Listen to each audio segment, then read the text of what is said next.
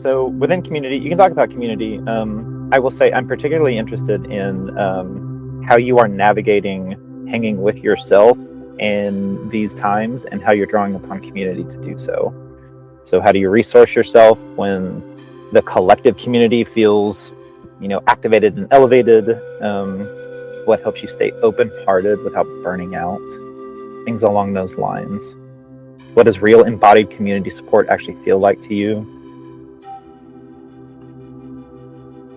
I think my first thought is like what we just did was a community gathering of just coming as we are and meditating on like a heart chakra, like if it's not feeling strong or it's feeling like it needs support.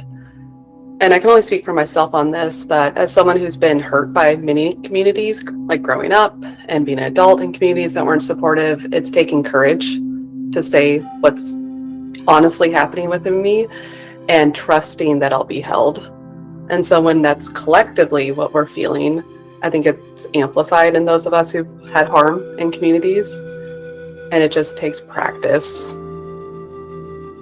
I wish it was a bigger answer, but that's just what came up for me. It's just like we just have to practice honesty and practice finding those people who will hold us and will just say like, I'm here.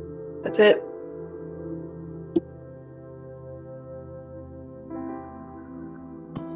I want to expand on that by, like Emily so beautifully named, just like coming together and meditating on the heart chakra or something like that, and to just like kind of paint this bigger picture of ways that we can come together in community that lead to co-regulation of our nervous system.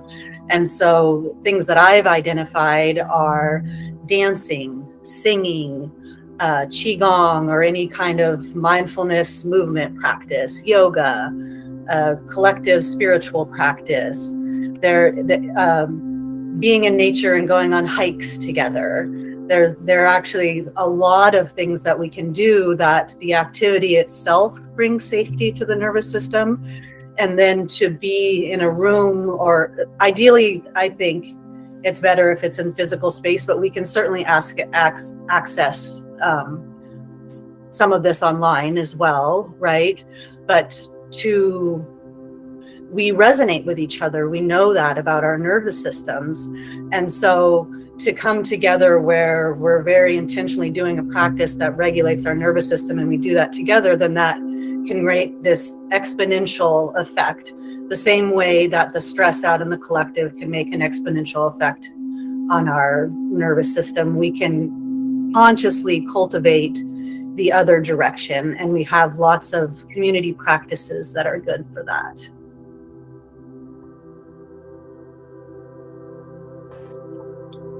Thank you, Zan. I resonate with that a lot. And one of the obstacles that I've been kind of like munching on and speaking with others about what kind of comes up can be the idea that community, like having to interact with community is somehow like we are all collectively exhausted. And the idea, one of the obstacles, the barriers of engaging with community in the first place is this exhaustion that's often pretty heavy on us.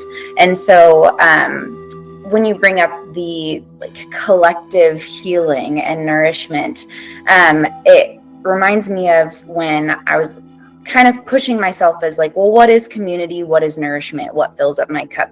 What spaces am I showing up in that's like labeled community, but I'm not getting anything out of it? And that's kind of adding to my narrative of, oh, this isn't actually like healing or helpful, or I don't have the time for it.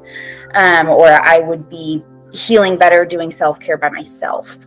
All these kind of narratives that can take place when it's not actually a space where I'm feeling like aligned or cared for. And in the last few days, I've been in these spaces where I've felt like true nourishment and community and collective healing and co-regulating of nervous systems. And it's this really great reminder of community, healing collectively through community is going to happen when it's genuine and authentic.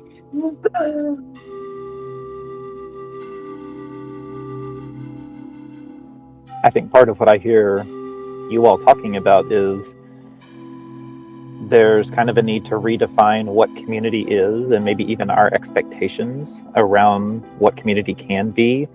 And then also there's kind of a calling for not only us, like in this call, but everybody to kind of hold those expectations and hold other people accountable for that level of authenticity, for that level of realness and showing up together.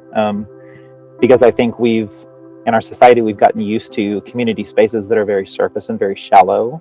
And so right now it feels very uncomfortable and very not normal to show up in real, raw, authentic ways. But there's a need for that right now. And so I think, those spaces can occur anywhere. They can occur in your family, they can occur in your already friend group and your communities that you have. But if you don't have those yet, I think now is the time to find courage to find them or create those communities, because that's what we need. I really love that. And it reminds me of one of the goals I have for the month of February, which I would love for you all to do it with me, is redefining how I invite in and show up for community in my friend circle, and that ripples out to all of community. And what my goal is, or my invitation for myself, is inviting friends over even when the house is messy, or inviting them over to just clean my room and chit chat, rather than this performative community that I feel like I've fallen into with like women's circles, and where we only go to community when we're on, or when we're feeling like resourced for it. And I think we are all so exhausted. And so I'm trying to redefine community, that like we are still worthy of community when we're exhausted. And that's what real community is like coming over and one friend coming to help you do dishes, and then you going over to help them clean the garage, and showing up and supporting in that way. And so, yeah, I love that. And like, I'm curious how that can ripple out to people outside of our friend circle. Like maybe, I don't know. Yeah. Maybe sharing on a Instagram post, like, does anyone need me to come over and help them clean something, and like offering more community care. I feel like that inspired me, Courtney, to speak to how we suffer so much when we're alone. And we tend to want to isolate when we're really suffering. And I feel like we are all like collective grief bearers right now. Like there's just so much going on. And I know for me, like the PTSD I have personally is like activated from this collective stress that's going on. So I'm noticing my own activation of like, when's the next shoe going to drop? And my son is like, can you leave me alone? I ate this morning. But I really feel like I had a friend that was saying, hey, let's just get out for coffee. I feel like you're just inside all the time. And I kept saying, no, I don't have, like, it felt exhausting to talk. I don't want to talk. I don't really want to try and solve a problem. And she said, we can just go sit outside for coffee and we don't have to talk at all. And that's what we did. And, obviously that's kind of a well-known thing, like just come sit here and be with. And I was even thinking like, it would just be nice to do like some kind of community thing where we're just going on like a walk or a hike without dialogue, just to kind of allow the nervous system to settle. It almost feels like, when we have to talk too much about it, it's just it stirs up the nervous system, and you get exhausted telling the story over and over, trying to figure out something that you can't figure out, And so just having somebody to just sit and be with, to me, has made so much difference in different things that I've had to endure. Yeah, appreciating hearing from everybody. It's funny because a lot of my immediate community right now is away. They've been gone on trips, and so I've been the usual community gatherings that we're not having in the last month or so. And I needed to go out to there's this like hike that I go on, and it's really easy, as in like it's like 20 minutes in and like 20 minutes out. But it's a very special place. And so like when I think of community, like for me, I kind of extend it to like my relatives that aren't necessarily human. And as everybody was talking, I was remembering like my sense of feeling kind of alienated from my own family. I'm from Costa Rica. You guys know I'm from Costa Rica. My family's there, and most of my family's there. But I remembered like when I went to go visit, it must have been like 2022 or 2021. It was like COVID. Nobody would see us. I was like by myself with my family. My little boy, he was like maybe 3. And I was like, well, nobody sees us, or they see us from really far away. So what am I going to do? And I remember like looking out from my window, and like these mountains, you know, green, and they like go off into the distance, and there's cloud. I'm like, oh, okay. Like, I'm just going to focus my attention on making relations with the community and the beings that are with me, even if they're not human ones. And so like, as everybody was talking today, like, I remembered when I went, I remembered that. And then I remembered going out on Sunday, and I go to this secret spot. I needed to go there specifically to honor a moment in my life that I had some years ago.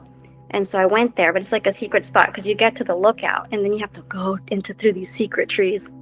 I think it's like my secret spot, but it's like other people's because I see like fire, somebody made a fire there. But anyway, I go there, nobody else is there still. But anyway, I'm sitting there, and this is, and you can see the ocean. So it's a lookout and you can see the ocean.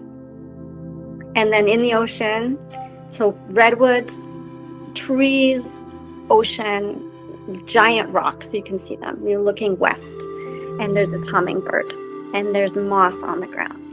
And like, I felt so nourished.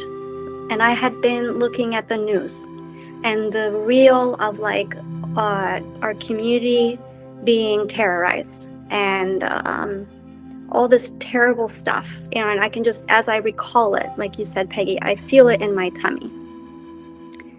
But like going there, like my relatives, they reminded me who I am. They reminded me that I'm okay, that I'm like part of something much bigger. And that like, it was almost like I felt like my brain was being like washed.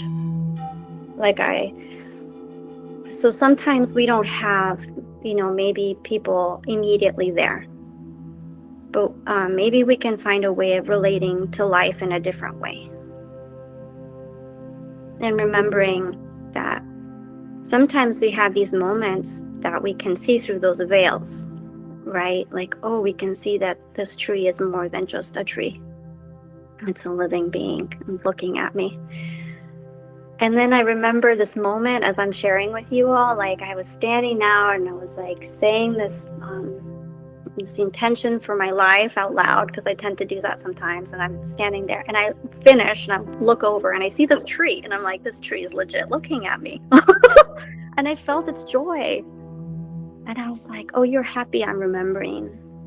And so maybe like, as much as sometimes we feel like, oh, I want more human connection, that's a valid, like really valid. We need, it's not just we want, we need it. But maybe it could also be an opportunity to remember like the wider circle we're a part of. And then like that wisdom in us, it's in there. It's like really in there. And maybe for some of us, like our European ancestors, their like connection to that is a long time ago, but it doesn't mean it's not there. It's really there. So like these times, they kind of like, I feel like they call us to draw up on all the resources and to remember who we are. Yeah. I'm so grateful to like be a part of this community. We say it all the time, but like I feel really grateful. Thank you, Laura. Yeah. Thank you. Thank you, everybody, for your voices. I find myself wanting to just add one note that feels like maybe a wrapping together of some themes that I was hearing. I'm getting the sense that when we're in this state of collective overwhelm with the collective nervous system, and we live in this culture that is so mind-oriented, that a lot of what we need is to have ways to come together and be with each other, or be with our other non-human relatives as well. And we need to get out of our mind is part of what we need. And so as long as we're holding on to ideas of community being all about talking and all about our words, then we might just keep coming up against this barrier, right? Of this isn't actually nourishing. This isn't doing what I was hoping it would do. And explore a little bit more how we can actually be together in ways that aren't word oriented or aren't mind oriented.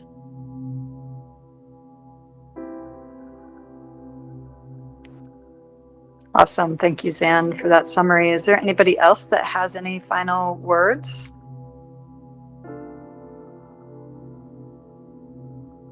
Perfect. Beautiful. Thank you, everybody, so much. Really lovely.